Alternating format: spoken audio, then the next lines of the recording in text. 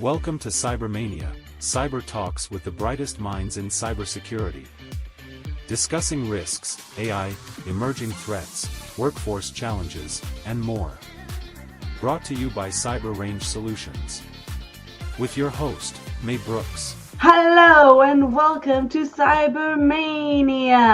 With me today is the sensational Dani Woolf. Dani, how are you today? I'm great. That should be my alarm clock. The sensational Dani Woolf. Welcome. Wake up. Ooh. Oh, that's fantastic. Maybe I'll do that one for me. Maybe that will get me to wake up. I don't know. Maybe. So as you know, we always start these podcasts the same way, with you sharing a little bit about you, your journey, a little bit of what attracted you to this crazy world we call cybersecurity. And I think we should put this in reference, and you tell us what time it is for you and where you just came back from. Okay, so my name is Dani Woolf. I'm the founder and CEO of Audience First, VP Marketing, newly minted VP Marketing at the CyberNest. I am at RSA conference in San Francisco. It is officially, I guess, day one, but just came back from an awesome mixer. Not sure how sober I am, so we're gonna get the real juice on this podcast right now. So. Oh, cool. Well, you don't do traditional cybersecurity. Your role is a little bit different. So can you share a little bit about your role in cybersecurity? Yeah, absolutely. So I originally worked for a cybersecurity vendor. I left the vendor space about 2 years ago to start my own agency. And what we do over at Audience First is essentially help security vendors better understand cybersecurity buyers through different kinds of qualitative research methods, whether it's one-on-one interviews, focus groups, podcasts also. And now, since I've been in the community, deeply in the community for the last 2 years with all the stuff I've been doing at Audience First, I've joined forces with the CyberNest, which is a community-powered peer review platform for security practitioners that allows them to share information, intel. It's strictly for IT and security pros. We don't allow any vendors in there. All of our resources are peer rated and reviewed, so you're getting access to the best insights as practitioners. And we also want to facilitate, connections between the security community. So we do that in a closed group. It's free to join. I think you joined as well, May. Yes, I did. In full disclosure, I did join, but we actually set this podcast up before you joined. Before you joined CyberNest. So yeah, but correct. Yes, I'm part of the community because I think that for security professionals, we tend to not trust like external research companies and marketing spiels. Well, I'm sure they do work on us, but it's a little bit different. And I want to ask you about that because to me, it's always been like peer review. If I'm looking for a specific solution, I will always go to my network and ask them, guys, I'm looking for this. I was looking at XYZ vendors. What do you think?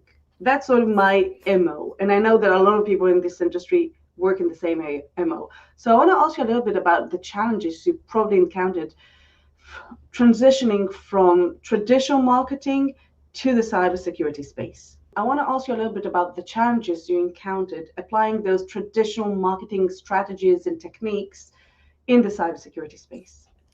Yeah, that's a great question. I think first and foremost, the hardest thing to deal with is unrealistic metrics, right? We're faced with very aggressive growth goals, which is fair to a certain degree, but the problem is when you're faced with aggressive growth goals and you're tasked to do traditional marketing techniques in an industry that does not necessarily resonate with those techniques, it works against you. How can you scale growth when you're trying to persuade folks with, oh, look at that.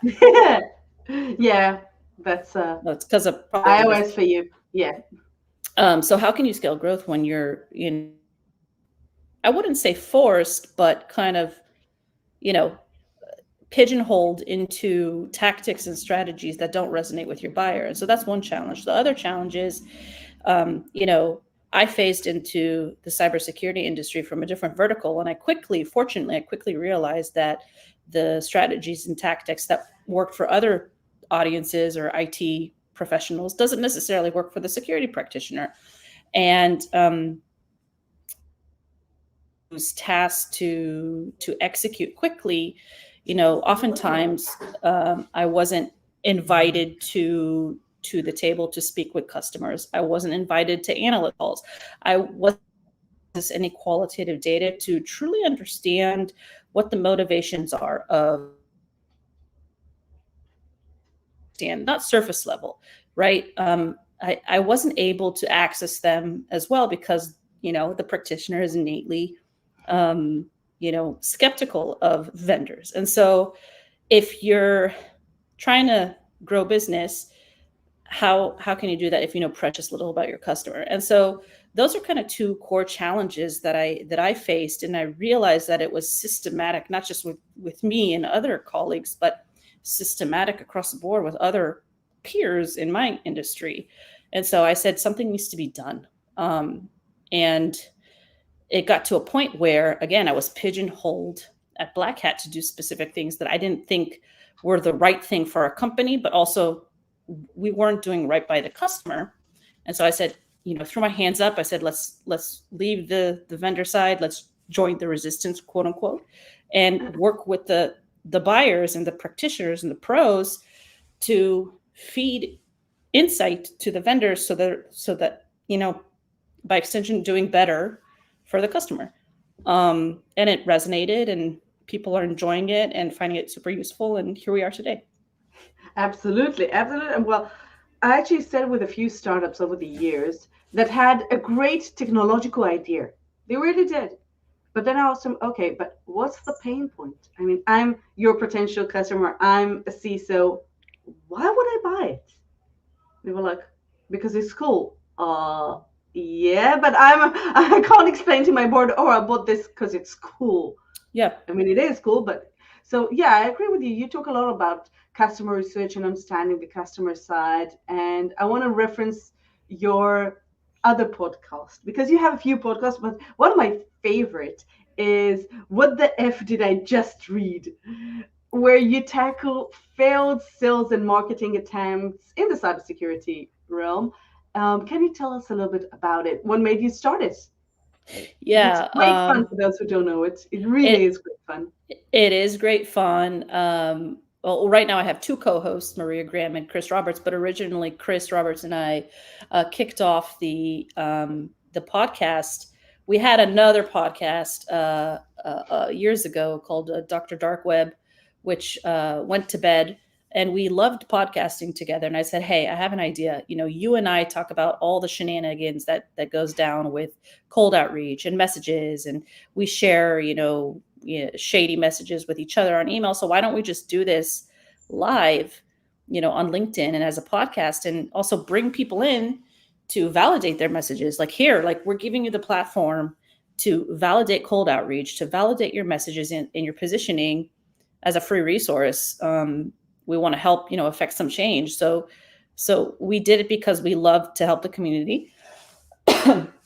We also did it because we love podcasting together, and it was just a lot of fun. It was super cathartic. It was also a bit of a laugh. We needed some laughs in our life. So we kicked it off. It really resonated. And then, we saw that we built quite a community, and we saw that our audience was coming back every single week. And, some of our core listeners who are now advocates, were so consistent and so engaged that, I brought one of them on as a co-host. And now actually she's literally sitting in the next room at RSA. We rented out an Airbnb together. So we're having a lot of fun, and all this podcasting and all this work to affect change and to help the vendor community and the security community created quite a community for myself. And here we are in an Airbnb in San Francisco, doing some pretty great things at RSA.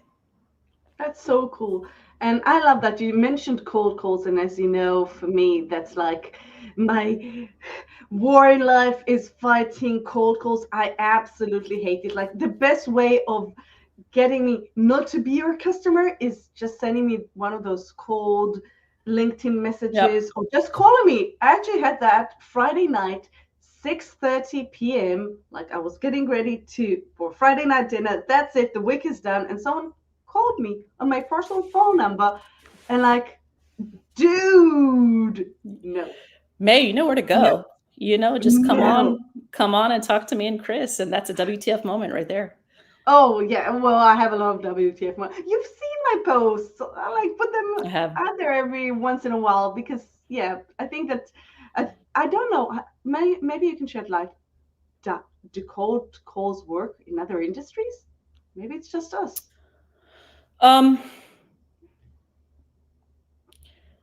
Not successfully.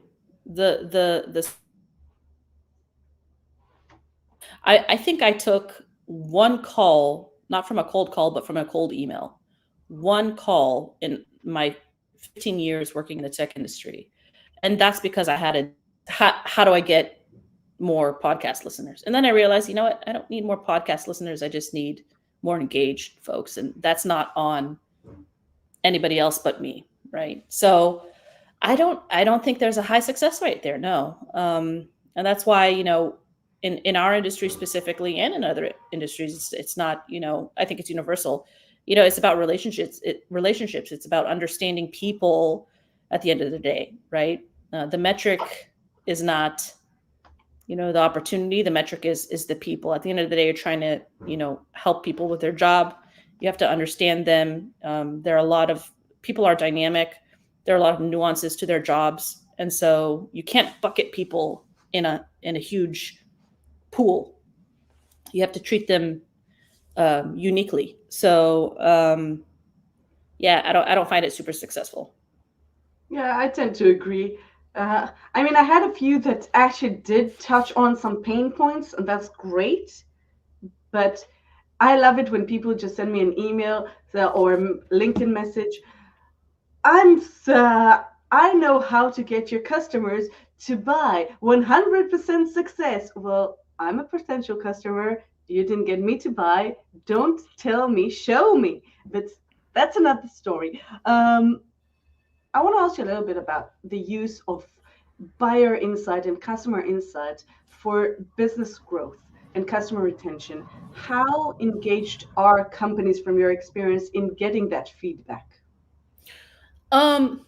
I think to a certain degree there are, so, you know, I could split it into different types of companies. There are a lot of early stage companies, right, that do a lot of customer research and get customer feedback in order to validate their products, which is great.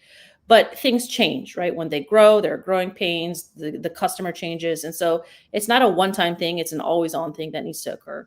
The larger company, even the scale-ups, you know, that are, you know, taking over the market, you know, they own the markets, right?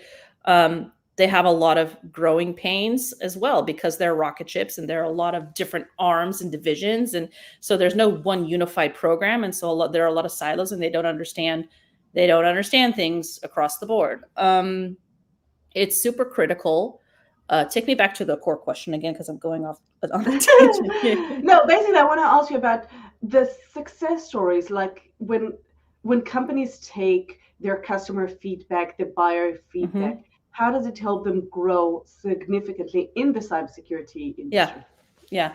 Well, again, you know, pursuing and utilizing that customer research is not only critical, like I said, for launches, but sustaining business, or, you know, how do you say, keeping up with the changing market, right? Markets change, buyers change, and when the markets change or the world changes, right?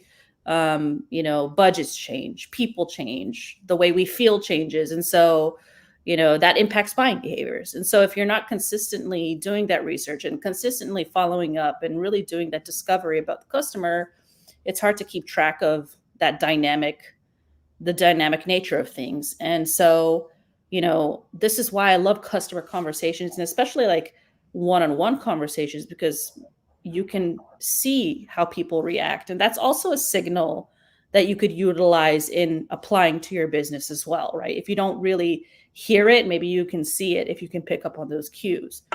So I think there are companies that do a good job. One of the challenges that I see is, sometimes companies will hire agencies to do the customer research for them. They'll get the data, but then they won't do anything with the data. It'll just kind of sit there, collect dust, and it won't be applied to the business, which is one of the challenges that I'm really trying to solve for is, okay, we could do these programs, we can talk to people, but what's most important is how you're applying it to your business. It has to be iterative. It's a long play, right? And you need to understand, how to shift the conversations and how to shift the data points and shift the research objectives based off of what it is you need and also based off of what your customer needs. And so it's not one and done at all. It's an always on process. It's iterative and has to be applicable. Absolutely. Well, I think that what you've just said, and I think this entire conversation, to be honest, is sort of picking your brain as a marketing specialist specializing in the cybersecurity industry. And I think that for a lot of companies, especially for a lot of entrepreneurs, that's something that is unavailable to them because they're too small to hire a full-time VP marketing or whatever the title may be, but they still need those insights because I have some background in, well, not in marketing, but in business. So I understand what you're saying about, okay, we'll take the research, we'll utilize it, we'll analyze it, whatever. A lot of people in this industry come from a very technical background and they don't have that. And as part of Audience First, you recently launched the Cyber Brain that allows entrepreneurs and salespeople and marketers and, well, basically everyone to basically pick your brain like I usually do on a phone call. But for those people who don't have your phone number, I want to hear a little bit more about your platform, how you came up with the idea, what sort of benefits they can get from utilizing the Cyber Brain. Yeah, I love that question. I appreciate you asking about it. I did launch the Cyber Brain. I love the idea. Yeah, I launched the Cyber Brain a couple months ago. Basically, what it is a curated collection of qualitative customer research that I created, right? It's a curation of all of the insights that I've collected over the years with my customer conversations in security. And I've distilled those insights into different themes or objectives that are relevant to sales and marketing. So let's say, you're looking to understand the buyer's journey of a particular, target audience. We have that data there qualitatively, right? And there's enough data, statistically significant data, for you to deduce that is in fact the way you should pursue the customer, or that is in fact the buyer's journey. Or let's say, you need outreach tips and tricks, right? We've sourced all of the tips and tricks to engage through outreach customers in the security space. There are lots of different use cases there. And beyond that, there are resources, templates, playbooks that sales and marketing can use to better pursue customer research, better understand audiences, better understand buying committees, different markets, different roles, so that they're coming to the table with a little bit more knowledge in order to eventually, at the end of the day, persuade customers. At first, the first stage, the first step, phase 0 is understanding what it is you need to achieve. And then it's understanding who is your audience. Only then, when you go through the phases of who your audience is, what they need to achieve, goals, motivation, triggers, decision criteria, all of those, factors that are critical in pairing your solution, service, or tool to the customer, only then can you understand how to best persuade them. And so that's the kind of stuff that I wish I had as a marketer, accessible. And so I'm trying to make it as accessible as possible.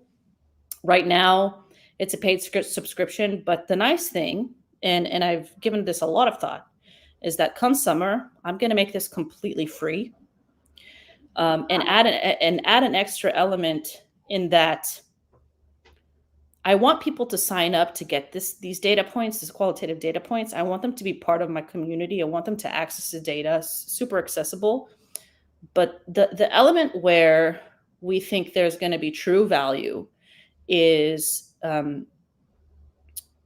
connecting to security practitioners who are opted in and ready to work with the vendors to collaborate, advise them, go through the one-on-one conversations at scale, right? The benefit also for the practitioner is that yes, they are going to get paid, but beyond that, they're going to learn themselves. They're going to learn about the innovation. They're going to hear and work hand in hand with the vendors to improve, to maintain progress within their organization, which by extension helps the security practitioner progress and become more mature. So that's the element that we're working on right now to develop and engineer. It'll be, a platform that you can buy a credit bank of hours. You can see who it is you want to connect to within the expert network. You can connect with them, whenever it is convenient for the expert security practitioner and yourself. And you don't need any middle women or men.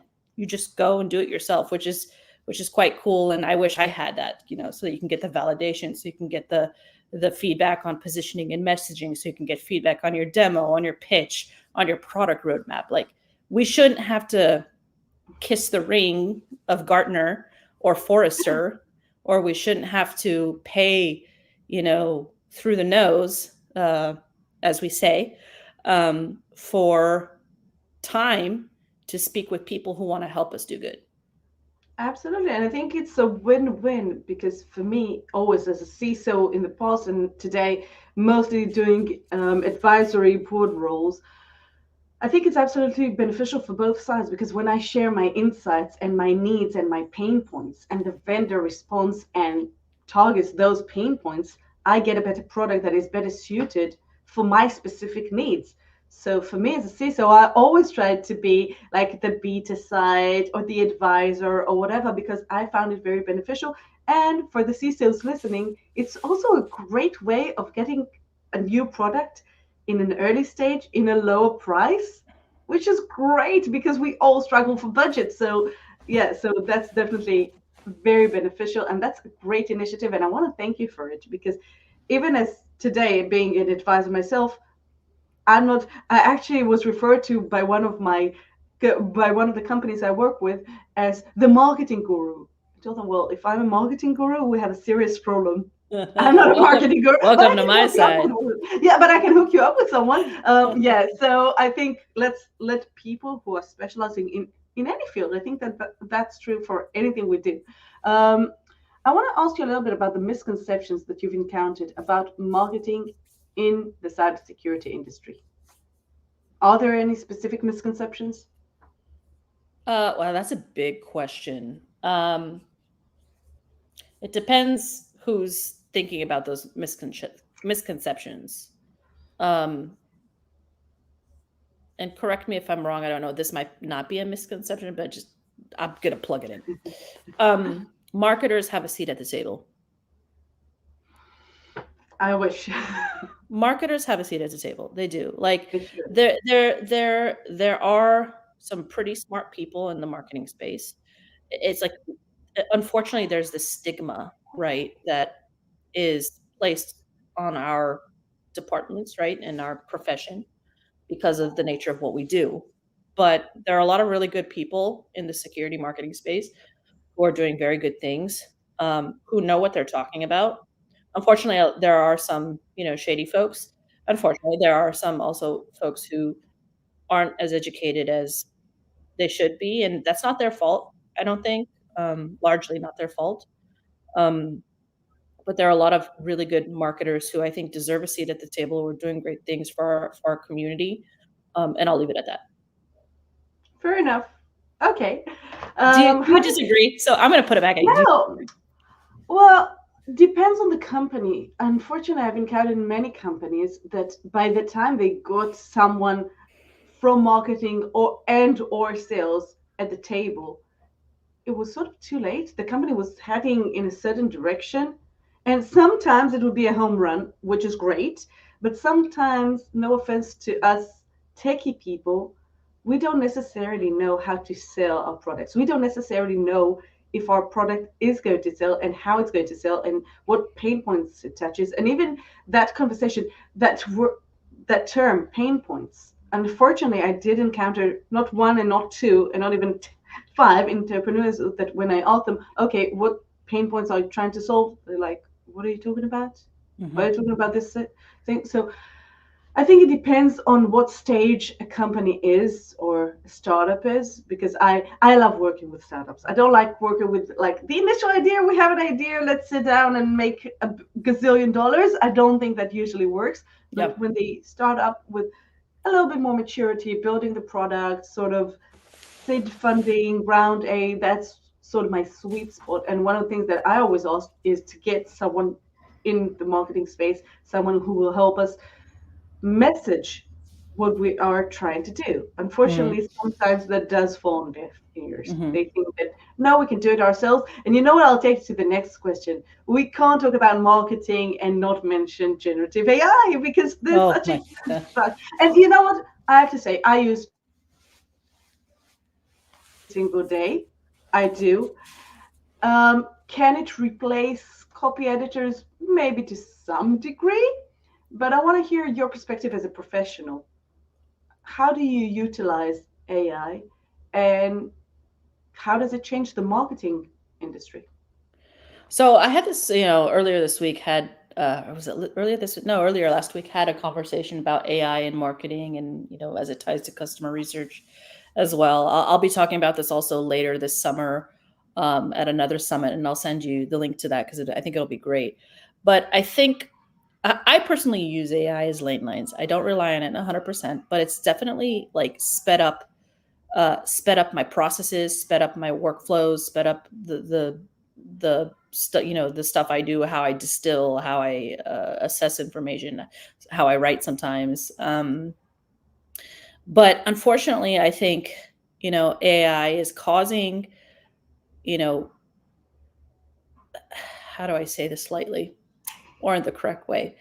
I think it's causing a pool of people who are already doing things in a lazy manner to be even more lazy. And that is very risky for customer acquisition, for customer retention, and just brand affinity and like brand reputation. There's that segment. The other segment of people who are potentially doing a good job, but utilizing it, again, I think it could run the risk of making people too lazy, and sometimes miss errors that could be affected in the output. I was speaking to somebody last week who said it's actually making people smarter and more efficient. And I think that's also the case to a certain degree. Like, I think it's made me more efficient. I think it's made me a little bit smarter in how I'm thinking about things with regards to like prompts and use cases and, the way we could use it and the way we could innovate with it. So there's also that segment. So it depends who you are and how you utilize it. But at the end of the day, I think you need to use it with caution, because it's still evolving. There's still a lot of innovation.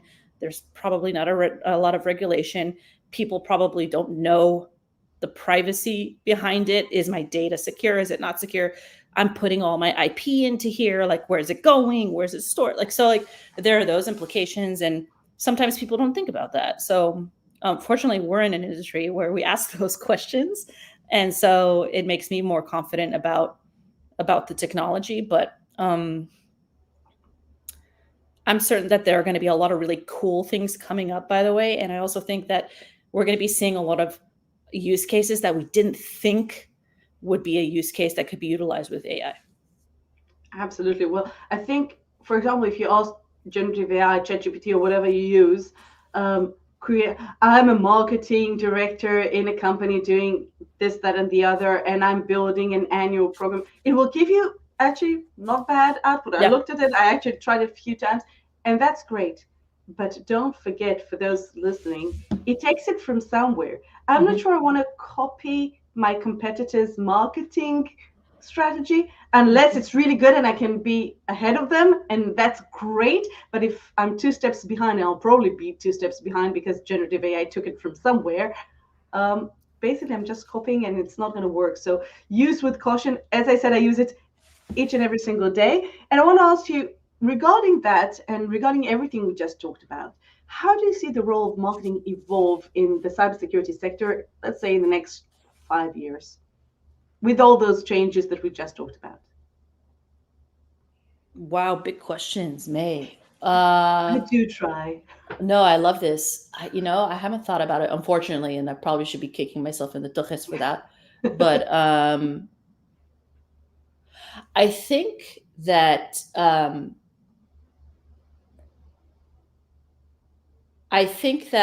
and I'm starting to see this happen. I think that marketers are starting to become more tech savvy, really understand, the technology landscape in a little bit more detail. I think also we're going to be seeing a shift from spray and pray to more targeted efforts. I mean, you see ABM happening and all of that, but still it's not true targeted marketing there. I think there's going to be a lot more emphasis on like community, on advocacy, on customer marketing, because the market is still volatile, right? But even though we're seeing surges of funding, I think 14 startups just were funded, announced funding today here at RSA. We're going to be seeing those surges in funding, but still they're going to have to be super frugal with their money. And it costs less to retain customers than it is to acquire new customers. And it costs less money to acquire new customers with word of mouth. So we're probably going to be seeing more focus on the advocacy element, on the community, on the people first go-to-market strategies, the audience first go-to-market strategies, and more focus on subject matter expertise and media like video, short form content. Podcasting, I think, will still be relevant, but we're going to be seeing a lot more video. We're going to be seeing a lot more practitioners who are going to be, coming to the table to create as well. So just in this past year, the amount of security practitioners who are created is just blowing marketers out the water. So that's another thing that I think is an anomaly, like seeing the practitioner themselves being interested in becoming creators and becoming educators to expand that knowledge to the broader market.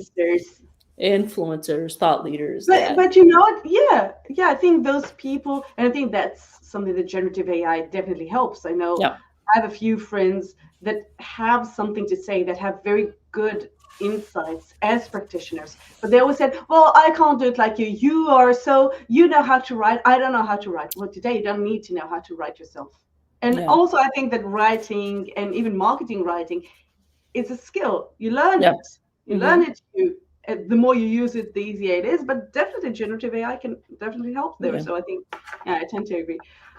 We're getting towards the end. So before we do the pop quiz, I want to ask you about one key takeaway you'd like our listeners to remember about effective marketing in the cybersecurity industry from this conversation, or in general. One key takeaway. So can I have two? Okay, fine. Okay, yeah, special request from Dani. I know, the chutzpah. One, for the marketers, I would say, be patient and maintain grit. You need grit to have it. You need grit in the security space. You need kind of thick skin, because you'll be rejected sometimes from practitioners.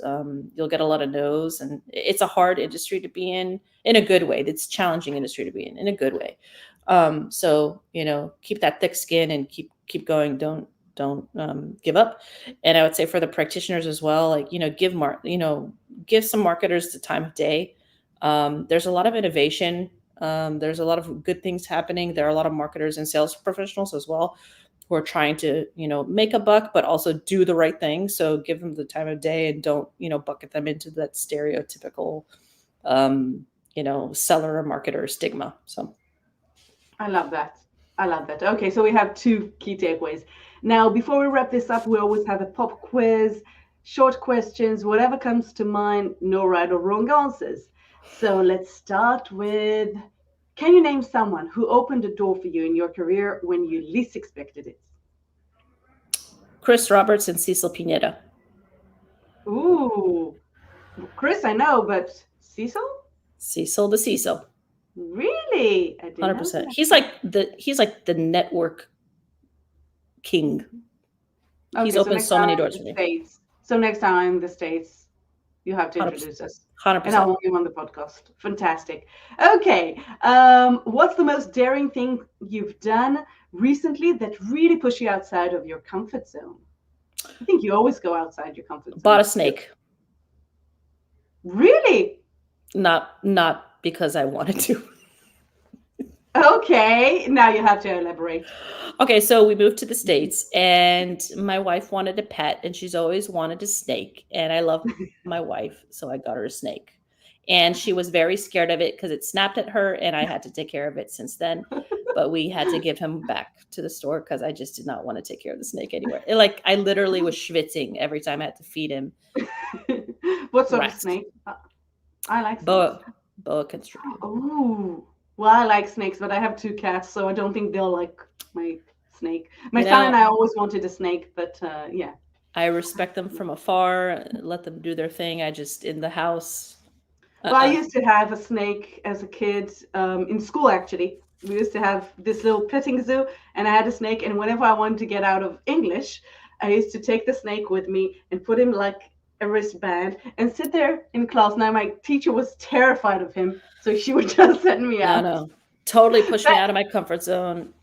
Well, apparently I need to rate this as not for kids, this episode. This is a bad idea. I told all my kids to listen to this. No, E for explicit. Any episode with me is E for explicit. That's true. Okay, what's the last book, course, podcast that you took that had nothing to do with cybersecurity, but really enriched you on a personal level? 5 a.m. Club. Ooh, I hate that book. Yeah, I don't wake up at 5 a.m. But I liked what was said. I just don't wake up at 5 a.m. No, I tried to do it. After reading this book, I tried to wake up at 5 a.m. for a while. And after about 6 months, I said, well, I'm miserable. I hate it. How about the 2 a.m. go to sleep club? And that's my club. So yeah, we each have our own club. Cool. A question that I really love. How do you celebrate your achievements? I tell my wife. Okay. I feel really good when I tell, when I feel good, I tell her and we do happy dance. And then we'll probably do a nice dinner or something. But I immediately run to my wife and tell her. That's my celebration. That's beautiful. I love that. What is your number one advice for someone entering the cybersecurity field, for a marketer entering the cybersecurity field? Let's be specific. Make a lot of friends, network, talk to people, ask a lot of questions, be curious AF. There are no dumb questions. Network. We were in an Uber now, and the driver was like, oh yeah, I took a CompTIA course and I think it got shut down or something like that. And, we're like, keep going, do it, talk to people and do an Udemy course. And Meryl Vernon was telling him, you should have no barriers, get into it. It's do it. And so network. Yeah, network and just get into it. Fantastic. And last but not least, if your career would have been a movie, what would be its title? Oh God. I love people putting on the spot. I love it. Yeah, this is great. I like this quick fire. I gotta let me go to ChatGPT. Let's see. No, something. It would probably be synonymous with Jackass the movie. Something like that. The actor that just read. Yeah, welcome to the shit show. Something like that. It's been done. This last year was really a roller coaster, really up and down, a lot of failures, and good lessons learned. I love failing it forward, by the way, and telling people about failures, but also learning from those failures. So it's been really like this roller coaster. So something along the lines of like, shit show, jackass, roller coaster. It wouldn't be a horror. It would probably be a comedy movie with a little bit of drama and sadness, but like mostly comedy and empowerment. I love that. Dani, thank you so much for joining me today. I think that was super insightful, both for the marketers out there, entrepreneurs, practitioners. Everyone can take something from this conversation, and I really want to thank you for taking the time and joining me today. Thank you. Absolutely, and I really hope to see everyone here next time on CyberMAYnia.